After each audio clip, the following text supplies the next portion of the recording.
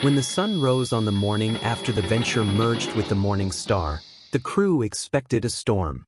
They expected the tide stalker to drag them into the abyss. Instead, they found a nightmare of a different kind: silence.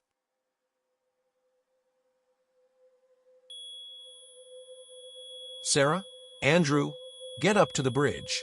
Now. Captain Lewis stood on the wing of the bridge, staring out at the Atlantic. The ocean, which had been churning with 10-foot swells just hours ago, was now perfectly, terrifyingly still. There were no waves, no whitecaps, not even a ripple. From horizon to horizon, the water had turned into a solid, black mirror.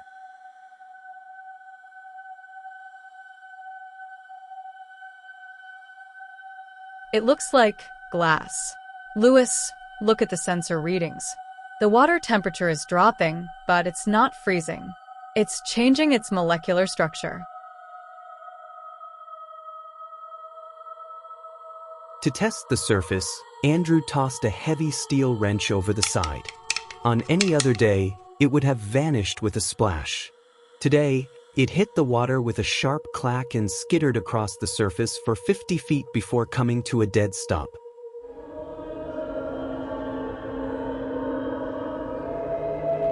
It's solid.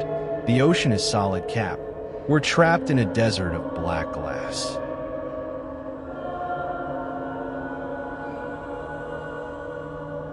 But as the crew leaned over the railing, they realized the surface wasn't just solid, it was transparent.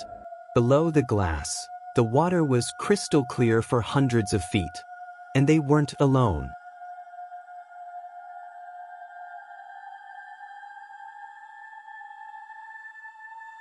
Oh God. Lewis, look down.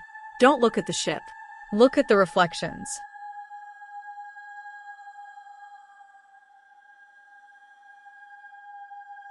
Underneath the venture, staring back up at them through the black glass, were thousands of faces. They weren't their own reflections. They were the crew of the Morning Star, hundreds of sailors in 18th century rags, their bodies suspended in the water like insects in amber. Their mouths were open in silent screams, and their hands were pressed against the underside of the glass, as if trying to push through.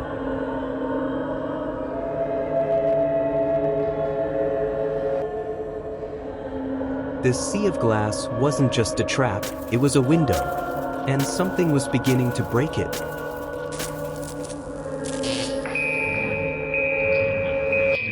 Andrew, get the engine started. We need to break through this, or we're sitting ducks.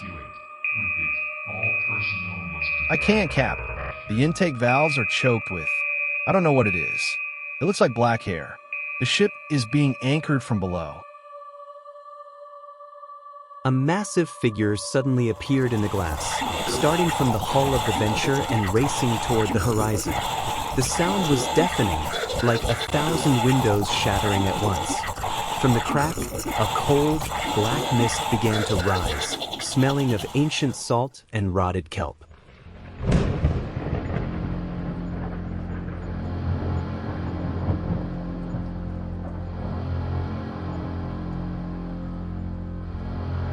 The reflections, they're moving. Lewis, look at the quartermaster.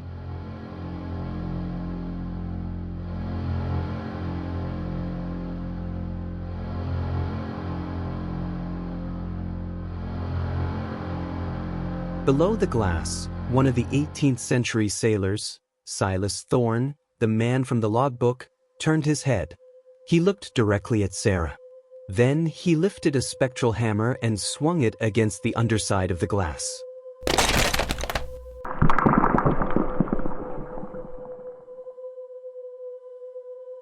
As the glass fractured, the boundaries of reality began to dissolve. On the bridge, the digital monitors flickered. The crew's own reflections in the glass windows started to move independently of them.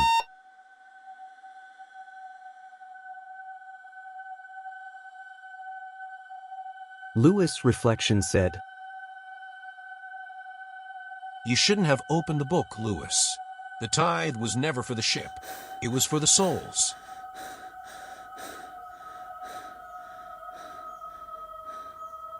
Lewis jumped back, his heart hammering.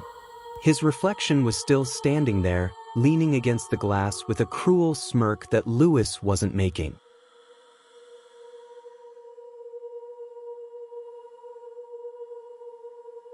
Sarah, don't look at the glass. Cover the mirrors. Cover everything reflective.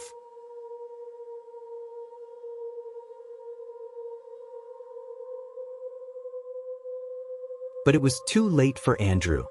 He was staring at the deck plating, which had become polished to a mirror finish. His reflection reached up from the floor, its fingers passing through the solid steel as if it were smoke, and grabbed Andrew by the ankles. It's pulling me in. Cap, it's cold. It's so cold. Andrew was dragged halfway into the floor, his lower body vanishing into the steel mirror before Lewis and Sarah could reach him. The engine room began to fill with the black mist rising from the cracks in the sea.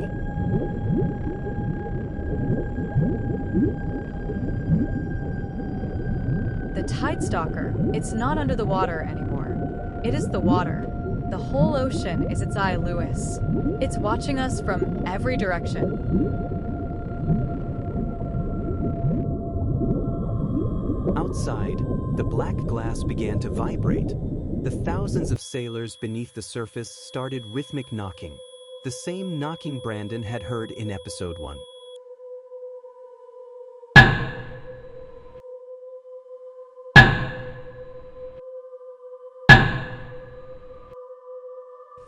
Then the entire sea of glass shattered.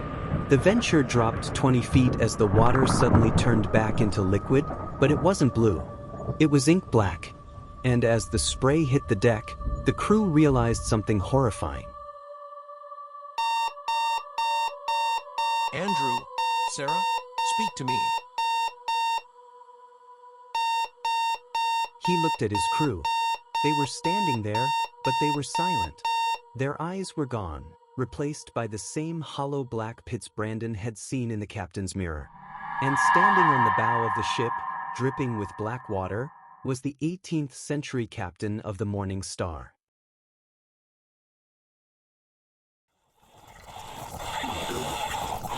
The trade is complete. Welcome to the Devil's Latitude.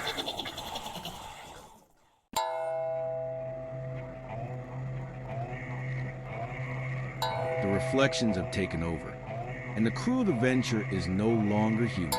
How do you fight an enemy that wears your own face?